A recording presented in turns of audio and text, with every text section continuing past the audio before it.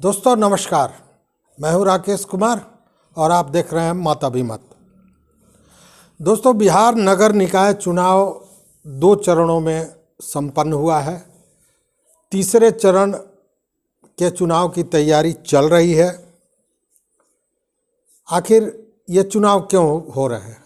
इसलिए कि नगर निकायों के प्रबंधन के लिए ये व्यवस्था की जाती है जिसके तहत नगर निकायों का विकास होता है। विकास किस चीज़ से होता है? तो वो होती है राशि, धन। धन कहाँ से आता है? तो कुछ आंतरिक संसाधन होते हैं, कुछ सरकारें देती हैं, राज्य सरकार और केंद्र सरकार। शहरी विकास के लिए केंद्र सरकार द्वारा राशि दी जाती है और उस राशि में केंद्र सरकार की कई योजनाएं भी संचालित उसी राशि से होती है। लेकिन इस बार हुआ क्या कि 2022-23 में नगर निकायों की संख्या तो बढ़ गई, लेकिन वहाँ से जो आने वाली राशि केंद्र से थी उसमें कोई बढ़ोतरी नहीं हुई। वह 2020 में जो नगर निकायों की संख्या थी बिहार में, उसी के अनुसार राशि भेजे जाने की चर्चा है।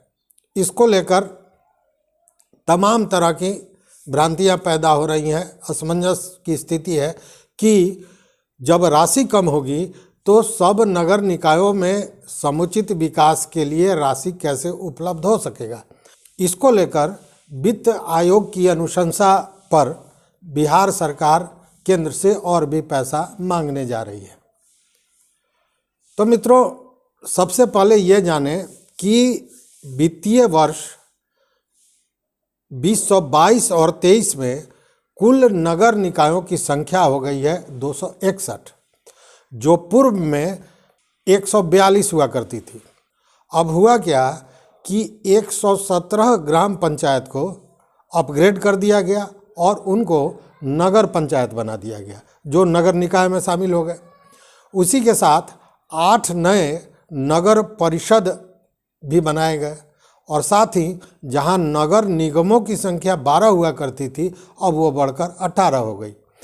तो कहने का मतलब यह है कि जो 141 संख्या थी नगर निकायों की बिहार में, वो बढ़कर हो गई 261।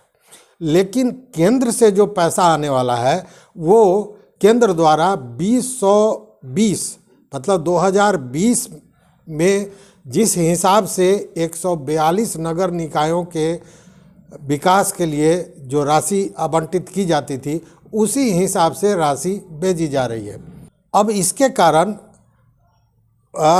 वो नगर पंचायत जो अपग्रेड करके बने हैं या नगर परिषद बने या नगर निगम बने, इनके विकास में जो तेज़ी आनी चाहिए वो आती नहीं दिख रही है। हालांकि ये दूसरी बात है कि अब इस राशि की कमी को देखते हुए राज्य सरकार ने केंद्रीय शहरी विकास मंत्रालय जो है उससे मांग करने जा रही है कि वो अतिरिक्त पैसा दे, चूँकि जो पैसा पहले से आया है वो मात्र 142 नगर निकायों के विकास के लिए है, जबकि आज की संख्या में नगर निकायों की संख्या 261 हो गई है। अब देखिए, 15वें वित्त आयोग की अनुशंसा के आधार पर पंचायती राज विभाग को जो राशि दी गई है, जो राशि मिली है, उसके भी बंटवारे में परेशानी आ रही है।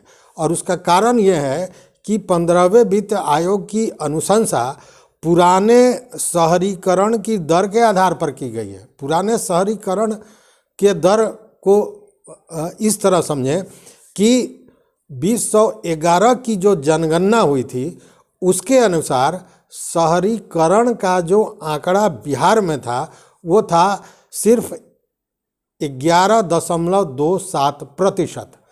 कहने का मतलब कि 11.27% ही आबादी शहरी क्षेत्र में थी उस समय के आधार पर, मतलब 2011 के आधार पर। अब देखिए, ये जो 11.27 दर था, ये भारत में सबसे न्यूनतम दर हुआ करता था, सबसे कम हुआ करता था।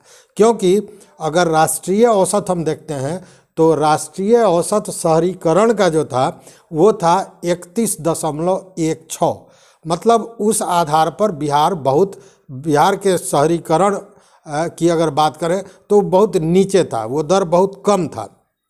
अब देखिए, ये जो नए नगर निकायों का गठन हुआ है, तो इस गठन के बाद स्थिति यह है कि जो शहरीकरण का आंकड़ा था वो अब ऊपर बढ़ा है, और ऊपर बढ़ के अब बिहार में शहरीकरण का जो आंकड़ा था वो लगभग 20% हो गया है, जो पहले 11.27% हुआ करता था।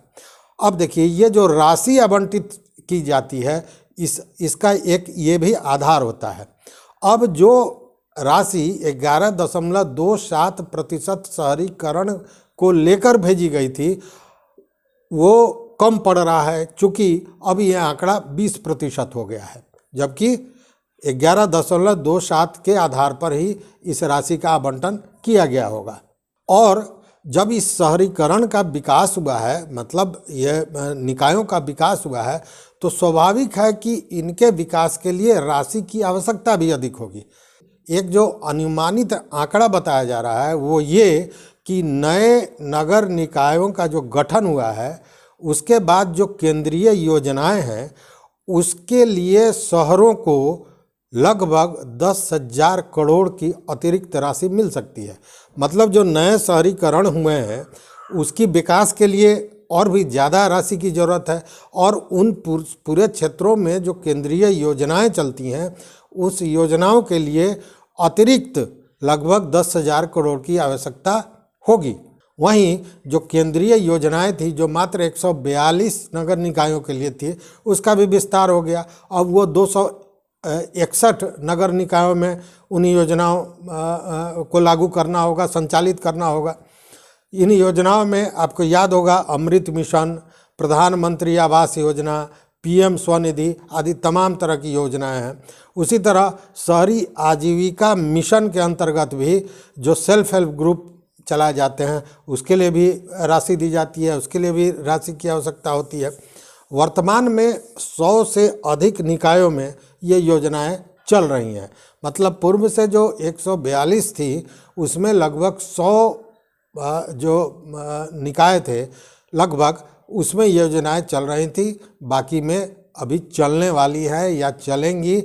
अब तो नए भी और जुड़ गए, मतलब अब 261 निकाय हो गया। इसके लिए अधिक राशि की ज़रूरत पड़ेगी। जो पूर्व में केंद्र जो भेजने जा रही है वो पूर्व के हिसाब से 2020 के में जो नगर निकायों का आंकड़ा था उसके आधार पर भेज रही थी, लेकिन अब तो इन योजनाओं को 261 नगर निकायों तक पहुंचाना है, जो जिसके लिए अधिक राशि की भी ज़रूरत है। और जो केंद्रीय योजनाएं हैं इसको भी चलाने के लिए राशि चाहिए, जिसमें आपको याद होगा लोन भी होता है, आवास के लिए लोन दिया जाता है, फिर शहरी गरीबों के लिए भी आवास योजना है, तमाम तरह की योजनाएं हैं। लेकिन अभी जो केंद्र द्वारा राशि भेजने की बात हो रही है वो चल रही है वो 2020 के हिसाब से मात्र 142 निकायों के लिए वो राशि भेजी जा रही है। इसको लेकर बिहार सरकार और भी अधिक राशि की मांग करने जा रही है वित्त आयोग के अनुशंसा के आधार पर। चूँकि जब निकाय बढ़े हैं, जब क्षेत्र शहरीकरण का बढ़ा है, जब आंकड़ा का दर जो है वो बढ़ा है, तो उसी हिसाब से राशि भी निश्चित रूप से बढ़ जाएगी। तो कहने का मतलब है कि निकाय चुनाव संपन्न हो गया, शपथ ग्रहण हो गया, लोगों ने पदभार ग्रहण कर लिया। अब तो कई नगर निकायों में बैठकें शुरू हो गई हैं, विकास की योजनाओं पर काम चालू हो गया है। हालांकि ये दूसरी बात है कि अभी भय 15 फरवरी का भय कहीं ना कहीं बना हुआ है। ऐसे सारे जो प्रतिनिधि हैं, जीते हैं, हारे हैं या जो चुनाव लड़े हैं, उन लोगों की नज़र 15 फरवरी पर है। हमारी भी नज़र 15 फरवरी है और मैं जानता हूं कि आपकी नज़र भी 15 फरवरी पर होगी। ऐसे नगर निकाय से संबंधित और कोई सूचना आती है तो हम आपके पास ज़रूर लेकर उपस्थित होंगे। मत अभिमत पर अगर नए हैं, पहली बार देख रहे हैं, तो निश्चित रूप से सब्सक्राइब कर लें और वो घंटी जैसी आकृति है उसको दबा दें ताकि हम जो वीडियो बनावे वो आप तक पहुँचे। तो देखते रहिए मत अभिमत। बहुत बहुत धन्यवाद। कोटिशाह आभार।